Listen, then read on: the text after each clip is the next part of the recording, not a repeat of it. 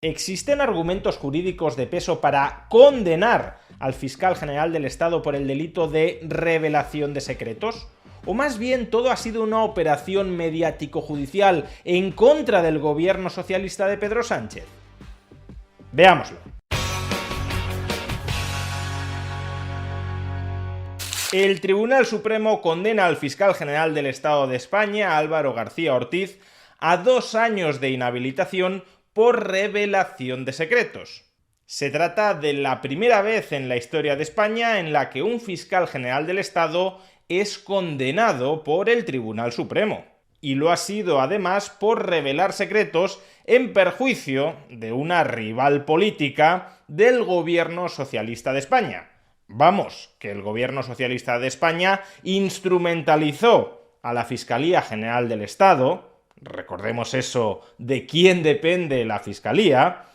instrumentalizó a la Fiscalía General del Estado para tratar de perjudicar, revelando secretos sobre su pareja, a una de las principales rivales políticas del PSOE, a Isabel Díaz Ayuso, presidenta de la Comunidad de Madrid. Por supuesto, una condena por estos hechos a una figura pública tan importante como el fiscal general del Estado sería motivo suficiente para que el gobierno del que depende ese fiscal general dimitiera en bloque y convocara elecciones anticipadas. Sin embargo, esto es algo que, obviamente, el gobierno socialista de Pedro Sánchez no se plantea hacer, porque su obsesión es aferrarse en el poder. Y en ningún caso va a reconocer que es el autor intelectual de un delito contra la oposición política tan grave como este, dado que eso reduciría sus probabilidades de mantenerse en el poder. Pero entonces, ¿cómo encaja la disonancia cognitiva entre el Tribunal Supremo ha condenado al fiscal general del Estado por unos hechos gravísimos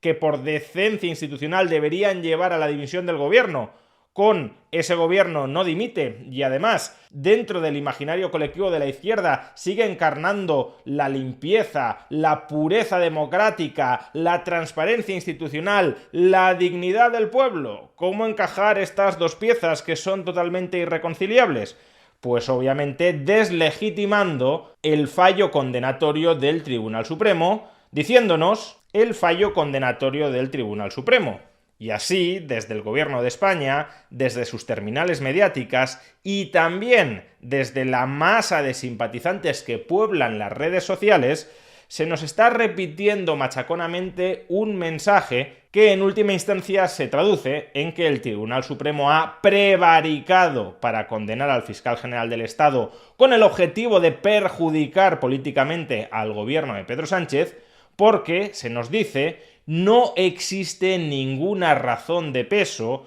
no existe ningún argumento de fondo que permita condenar al fiscal general del Estado por este delito de revelación de secretos. Vamos, que cualquier persona que haya hecho un seguimiento del juicio ha de concluir necesariamente que el fiscal general del Estado es inocente y, por tanto, que los jueces del Supremo que lo han condenado lo han hecho de mala fe y retorciendo el derecho en contra de la presunción de inocencia. Pero esto no deja de ser propaganda política para salvarle la negra papeleta al gobierno socialista, que debería dimitir a raíz de esta sentencia, a una costa de deslegitimar en el imaginario colectivo las instituciones judiciales de España y en concreto el Tribunal Supremo. ¿Y por qué digo esto? Pues porque aun cuando uno pudiera pensar que el fiscal general del Estado es inocente, que de lo que ha visto, de lo que ha analizado, de lo que ha observado desde su particular punto de vista, pesan más los argumentos a favor de la inocencia que a favor de la culpabilidad, aun cuando uno pueda pensar eso, desde luego lo que no tiene ningún sentido es negar que también existen poderosas razones para terminar condenando a Álvaro García Ortiz. Y lo que se nos está diciendo es que no existe ninguna razón que pueda conducir a la condena de Álvaro García Ortiz. Que todo lo que hemos escuchado a lo largo del juicio nos conduce inexorablemente a la declaración de inocencia. Y eso es falso. El fallo puede resultar discutible, es decir, puede haber argumentos que permitan discutir el sentido del fallo, pero admitiendo que también hay argumentos que permiten defender el sentido de ese fallo. Argumentos que, por cierto, se expondrán en una sentencia que todavía no ha sido publicada y que, por tanto, no puede ser evaluada por todos aquellos que ya están atacando de antemano el fallo del Supremo. Pero, como decía, lo que entra de lleno en el terreno de la propaganda política es negar la existencia de argumentos igualmente de peso en el lado de la acusación contra Álvaro García Ortiz. ¿Y cuáles son esos argumentos de peso que quizá hayan sustentado el sentido de la sentencia que todavía no conocemos del Tribunal Supremo condenando, que esto sí lo conocemos, a Álvaro García Ortiz por revelación de secretos?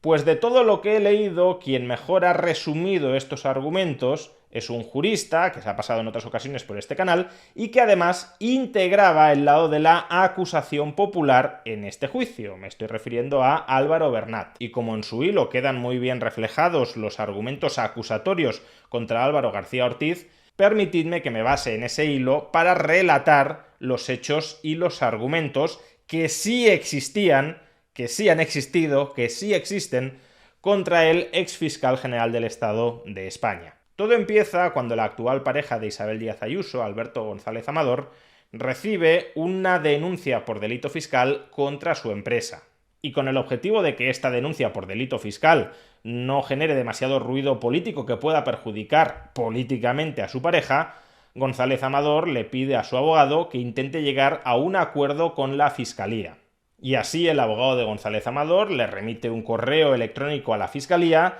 en la que inicia las negociaciones de ese posible acuerdo entre partes, abriéndose a reconocer los hechos delictivos a cambio de pactar la sanción derivada de los mismos. Se trata de un correo electrónico entre el abogado de la parte acusada, en este caso de un delito fiscal, y la Fiscalía, que es completamente confidencial y por tanto totalmente ilegal divulgarlo. Pues bien, el 13 de marzo del año 2024, aproximadamente un mes después de que se enviara este correo, el periódico El Mundo publica una noticia en la que informa que ha sido la Fiscalía la que le ha propuesto a González Amador llegar a un acuerdo, cuando en realidad había sido González Amador quien le había propuesto a la Fiscalía llegar a ese acuerdo. Y claro, desde el punto de vista del relato político parece tener mucha importancia quién ha tomado la iniciativa de llegar a un acuerdo, porque si es la parte acusada la que quiere llegar a un acuerdo, parece que está reconociendo su culpabilidad, y si en cambio es la parte acusadora la que quiere llegar a un acuerdo, parece que implícitamente está reconociendo que su causa contra ese acusado no es tan sólida. Y claro, como este proceso penal no era meramente un proceso penal, sino en realidad se había convertido ya en los medios de comunicación en una causa política contra Isabel Díaz Ayuso, tu pareja es un presunto delincuente fiscal, pues entonces, desde el gobierno socialista, que había montado esa operación político-mediática, no se podían permitir perder la batalla del relato, dando a entender ahora que la pareja de Isabel Díaz Ayuso era inocente porque había sido la Fiscalía la que había iniciado la búsqueda de un acuerdo. Y como consecuencia de ello, el mismísimo fiscal general del Estado, ese 13 de marzo de 2024 por la noche, le exige, le inquiere a la fiscal jefe de la Fiscalía Provincial de Madrid que le remita los correos electrónicos confidenciales entre el abogado y el fiscal que llevaba ese caso. Tal era la urgencia que tenía Álvaro García Ortiz con conseguir esos correos electrónicos confidenciales que inquirió a la fiscal jefe de Madrid a que abandonara un partido de fútbol que estaba viendo presencialmente para que se pusiera manos a la obra y lo recabara. Deja todo lo que estés haciendo y consígueme esos correos. Y tan pronto como la fiscal jefe de Madrid consigue esos correos, se los reenvía a su cuenta de Gmail particular de Álvaro García Ortiz y pocos minutos después de que los recepcione Álvaro García Ortiz, las partes textuales más importantes de ese correo electrónico aparecen publicadas en medios de comunicación afines al gobierno socialista. El primero que lo hizo fue la cadena SER, y más en concreto el periodista Miguel Ángel Campos, que ha quedado acreditado que esa misma noche, momentos antes de la filtración de los correos confidenciales, mantuvo una conversación telefónica con contenido real, con el propio fiscal general del Estado, Álvaro García Ortiz. Es más, el propio periodista de la SER, en su información en la que revela el contenido de esos correos electrónicos confidenciales, anticipa que la Fiscalía publicará al día siguiente una nota de prensa dando más detalles sobre esta polémica. ¿Cómo podía saber Miguel Ángel Campos que la Fiscalía iba a publicar una nota de prensa, salvo porque la propia Fiscalía se lo hubiese anticipado y comunicado? Y en efecto, al día siguiente, el 14 de marzo, a primera hora de la mañana, la Fiscalía publicó esa nota de prensa que fue dictada oralmente por el propio Álvaro García Ortiz, como él mismo ha reconocido. Es decir, el exfiscal general del Estado se ha responsabilizado por el contenido de esa nota de prensa. ¿Y por qué es relevante que lo haya hecho? Porque en esa nota de prensa aparecen extractos textuales de los correos electrónicos confidenciales entre el abogado de González Amador y el fiscal que llevaba el caso. Correos electrónicos, repito, que está prohibido divulgar. Pero ¿por qué la Fiscalía se atrevió a colocar esos extractos textuales en su nota de prensa? Pues han alegado que, como previamente, como la noche antes, esos correos electrónicos ya habían sido filtrados, no sabemos muy bien por quién, pero ya habían sido filtrados a los medios de comunicación, el contenido de los mismos ya era público y por tanto en esa nota de prensa no se cometía ningún delito de revelación de secretos, sino que meramente se recopilaba lo que se había publicado tras una filtración, no sabemos muy bien de quién, por parte de los medios de comunicación afines al gobierno. Es más, también ha quedado acreditado en el juicio que, tras la filtración de estos correos electrónicos, la fiscal superior de la Comunidad de Madrid, no la fiscal jefe, sino la fiscal superior, Adriana Lastra, le reprochó al fiscal general del Estado que hubiese filtrado los correos, ante lo que éste sabemos que respondió: eso ahora no importa. Vamos a ver, si te están acusando de un delito, instintivamente lo que respondes es que no, es que tú no has cometido ese delito, que es muy grave que se hayan filtrado esos correos, pero que él desde luego no ha sido. Decir eso ahora no importa después de que te hayan formulado una acusación tan grave, desde luego resulta sospechoso, tan sospechoso como el borrado masivo del contenido del teléfono móvil y del correo electrónico de Álvaro García Ortiz por el propio Álvaro García Ortiz, justo después, exactamente el mismo día en el que fue imputado por el Tribunal Supremo. Es decir, nada más se entera García Ortiz de que el Tribunal Supremo lo va a investigar por el delito de revelación de secretos perpetrado el 13 de marzo de 2024, Álvaro García Ortiz, en lugar de preservar toda la información de todo lo que hizo durante esos días, porque supuestamente sería una información exculpatoria, lo que hace es borrarlo masivamente para que no quede ningún rastro. Pues bien, toda esta sucesión de hechos sí constituye una prueba indiciaria muy clara de que Álvaro García Ortiz fue el principal responsable detrás de este delito de filtración de secretos. Es verdad que no existe ninguna prueba directa y evidente de ello, porque el propio Álvaro García Ortiz se encargó de borrarlas. Pero si la ausencia de pruebas directas bastara para evitar condenar a una persona a la que todos los otros indicios apuntan que es culpable, entonces los delincuentes solo tendrían que encargarse de eliminar todas las pruebas más inmediatas para que nunca fueran condenados. Es más, para superar esta clara prueba indiciaria, lo que tendría que haber conseguido hacer la defensa es demostrar que alguien más pudo haber filtrado esos correos electrónicos. que alguien más tuvo el interés y tuvo la capacidad de filtrarlos el 13 de marzo por la noche. Y la defensa no ha hecho nada ni remotamente parecido. De hecho, el mayor argumento mediático que se ha utilizado para reforzar la supuesta inocencia de Álvaro García Ortiz es que varios periodistas de varios medios de comunicación, todos los cuales habían recibido el correo electrónico confidencial esa noche del 13 de marzo, todos ellos coincidieron en que el autor de la filtración no había sido Álvaro García Ortiz, sino otra persona cuyo nombre no podían revelar, acogiéndose a su secreto profesional y a las reglas deontológicas del periodismo. Y claro, intuitivamente puede parecernos muy improbable que muchos periodistas de muchos medios de comunicación distintos, todos ellos, eso sí, afines ideológicamente al gobierno de España,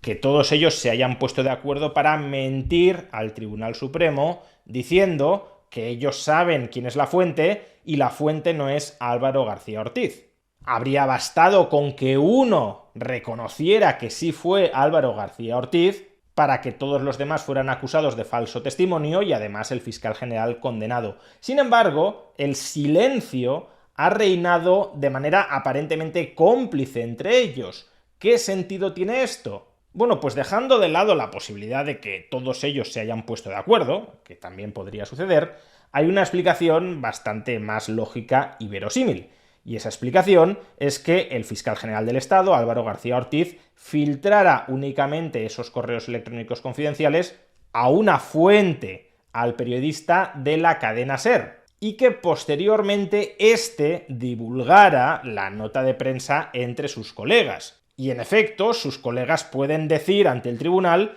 que ellos no recibieron el correo electrónico de manos de Álvaro García Ortiz. Porque puede ser cierto, quizá Álvaro García Ortiz no se lo filtró a todos los demás periodistas. Pero aunque eso fuera cierto, lo que no pueden afirmar todos esos periodistas es que no fuera Álvaro García Ortiz quien le filtrara el correo a aquella persona que se lo filtró a ellos. Por ejemplo, el periodista de la cadena SER. Por eso el testimonio de los periodistas, aún sin necesidad de suponer que todos ellos hayan cometido falso testimonio, resulta irrelevante si no proporcionan ninguna información adicional, cosa que no ha hecho ninguno de ellos. Es decir, que la principal prueba exculpatoria que tenía Álvaro García Ortiz, el testimonio de todos esos periodistas, no vale para nada porque se limitan a afirmar que ellos no recibieron el correo electrónico de Álvaro García Ortiz, cuando eso ni siquiera es incompatible con que fuera Álvaro García Ortiz quien lo filtrara y ordenara que se les enviara a ellos. Así pues, las pruebas indiciarias contra Álvaro García Ortiz son sólidas. Aún así, uno podría decir que desde su perspectiva resultan insuficientemente sólidas, que habría que haber demostrado la culpabilidad de Álvaro García Ortiz más allá de toda duda razonable, y que si permanece alguna duda, por pequeña que sea, indubio pro reo. Este es un argumento a favor de la absolución de Álvaro García Ortiz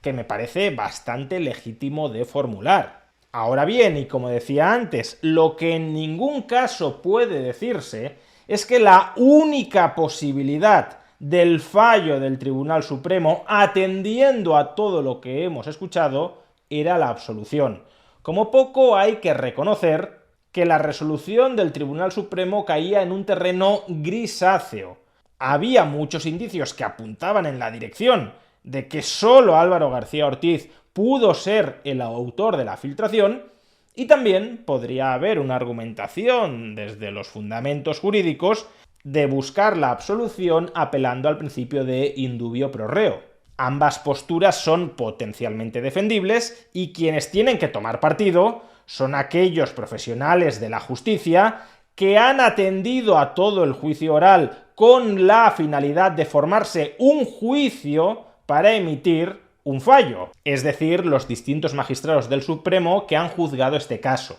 Y ellos, por una mayoría de 5-2, han considerado que los indicios presentados constituían una prueba indiciaria suficiente como para superar la presunción de inocencia de Álvaro García Ortiz y condenarlo por un delito de filtración de secretos. Decir que no había ningún argumento de peso, ninguna razón, absolutamente ninguna, para condenar al fiscal general del Estado por este delito, es simplemente propaganda política. Se puede estar en desacuerdo con el sentido del fallo sin falsear la realidad de los hechos demostrados. Pero como para la mayoría de acólitos del gobierno socialista todo esto, incluyendo la misma filtración de los correos electrónicos confidenciales entre el abogado de González Amador y la Fiscalía, que muchos de ellos jamás han condenado ni considerado un hecho gravísimo, como todo esto, en realidad, para estos acólitos del gobierno socialista,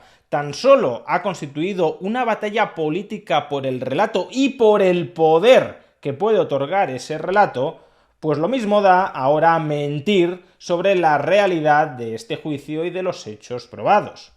Porque nunca les ha interesado la justicia, solo les ha interesado el poder.